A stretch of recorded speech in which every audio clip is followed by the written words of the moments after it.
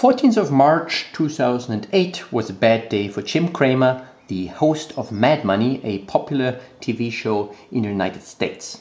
Jim Cramer had recommended just 3 days earlier that you should hold on to Bear Stearns shares if you own any.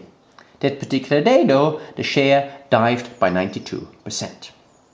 Jim Cramer is not a fool. He's somebody who has considerable experience in the financial industry prior to becoming a TV host.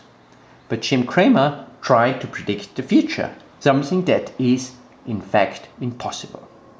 The problem is much wider, not just for Jim Cramer, but in generally for corporations when they try to plan ahead. When they try to set a strategy, they usually assume that there is one future and they will gear their strategy towards that one particular future. As it is impossible to know what this future would look like, it is in fact more sensible to assume that there are multiple futures. Scenario planning is a tool which allows companies to acknowledge that we cannot predict the future and that we are better off trying to plan towards different alternative futures. I want to briefly take you through that process using as an example a small hardware store in a village in rural Austria where I come from to make you understand how that process could look like.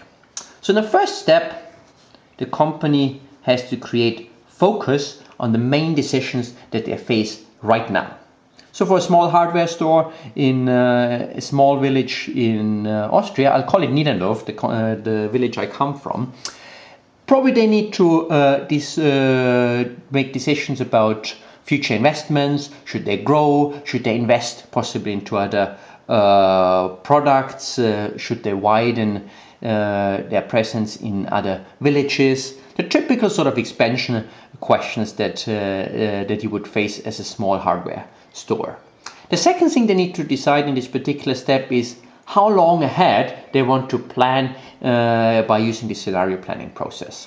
The trick here, not too far away so that it still seems relevant, but not too close that things are entirely predictable. So I would say in this small little exercise, a 10-year framework would be appropriate. So I'll look ahead 10 years for this particular company. Second step, I'll try to understand the business model of that particular company. And I'll try to understand how this particular company makes money.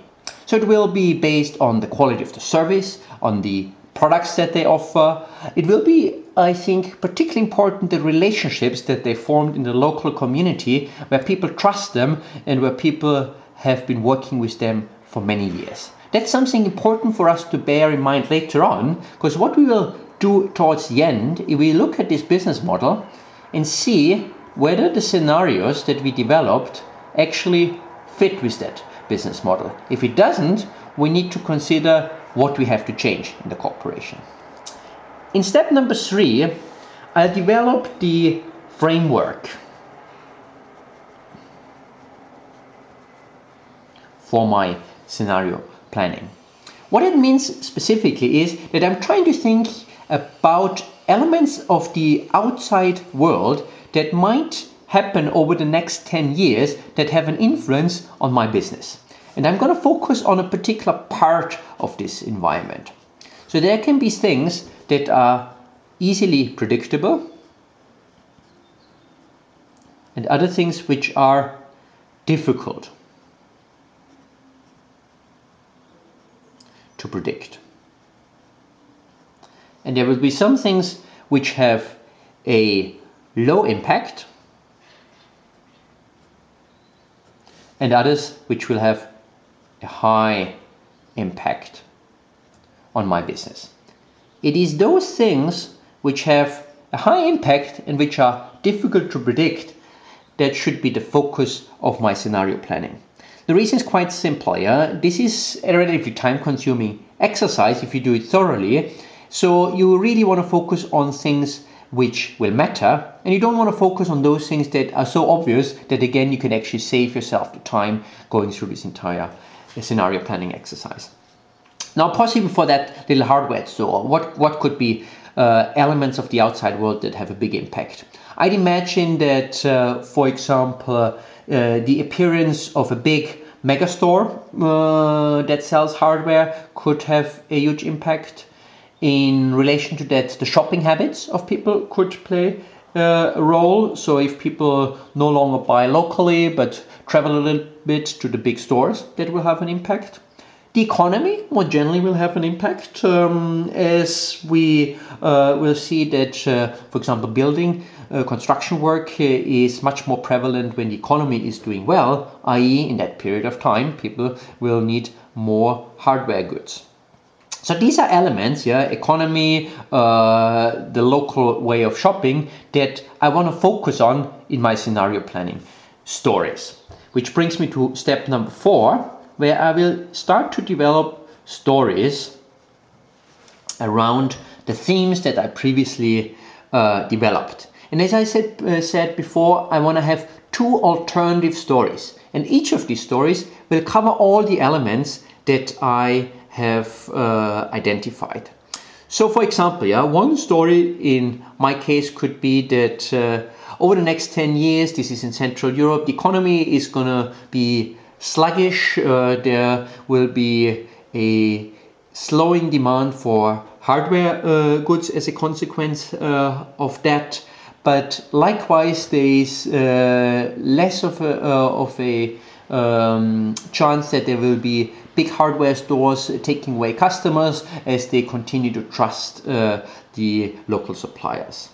Another alternative story could be, now second scenario planning story, could be that the economy is recovering, that the demand for hardware is increasing, but there is also an incentive for large megastores to start business, and customers will flock towards these big stories. So both of these stories, they're not good and bad, as you notice, they're alternatives, and both of them have some aspects that I might welcome and others which I am less keen on. Which brings me to the last step, step number 5. This is now where I develop my strategy. I have to now go back to my business model. I remember, in my business model, I identified the local networks, the ability to bring quality goods to the market as elements that drive my business success. And I connect that to the 2 alternative scenario stories. If I remember, there was one story that saw a sluggish economy, but not much competition coming in. If that's the case, I'll probably need to wonder whether the networks that I have, the good cooperation I have with local guys is good enough, and maybe I consider whether it might make sense to expand my reach in terms of products that I offer that could offset some of the slow growth in hardware. The second story that I had was seeing a good economy, but it was seeing problems with new hardware stores coming in, mega stores coming in. Here I will probably try to see how I can foster the networks that I have even more than I did in the past, but there is maybe not an immediate need to increase my product portfolio. Although it's not entirely impossible that that could be a consideration as well. I'm not offering solutions here to what the end strategy is, but I think what you can see through this description is that now the strategy is becoming a conversation, a discussion that is acknowledging that we don't know exactly what's happening, and we're trying to prepare ourselves by making right now decisions that will make me fit for alternative futures in the end.